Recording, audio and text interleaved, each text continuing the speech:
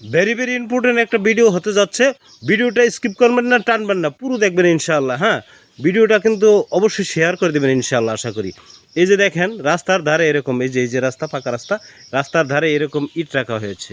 এই যে ভালো করে লক্ষ্য করুন ইটটা কতটুকু কাত হয়ে আছে। ইটগুলো কিন্তু এমনিতে অনেক পড়ে গেছে। এই যে দেখছেন ওই পাশে পড়ে আছে, এই ইটগুলো কিন্তু পড়ে গেছে। এই ইটের কাছে যদি কোনো বাচ্চা কাচ্চা এসে খেলাধুলা করতে চায়, একটা ইট যদি এখান থেকে টান দেয়, হ্যাঁ, একটা ইট যদি এখান থেকে টান দেওয়া হয়, টান দিলে গ্রুশ করে সব ইট পড়ে যাবে তার উপরে, তাই না? এরকম একটা পরিবেশে ইটটা রাখা হয়েছে। দেখেন কত কাত হয়ে আছে, কত কাত হয়ে আছে দেখছেন। হ্যাঁ, এ রাস্তার ধারে কিন্তু এরকম ইট রাখা থাকে। এটা যদি কোনো বাচ্চা কাচ্চা খেলাধুলার ছলে এখানে আসে, তাহলে কিন্তু এই বাচ্চার উপরে সব ইট পড়ে গিয়ে বাচ্চাটা তো মারা যাবেই। হ্যাঁ, শেষ পর্যন্ত ইট রাখনেওয়ালা ব্যক্তি কিন্তু মার্ডার মামলা পড়ে যাবে।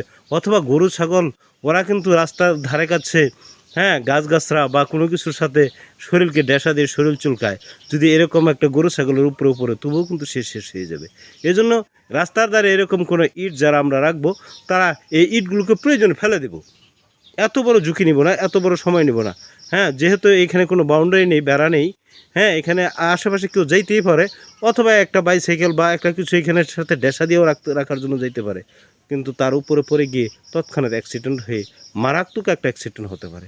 এজন্য এরকম যেখানে ইট রাখা আছে এর ধারে কাছে আমরা যাবো না। দেখেন কতগুলো ইট পড়ে গেছে, এমনিতেই পড়ে গেছে।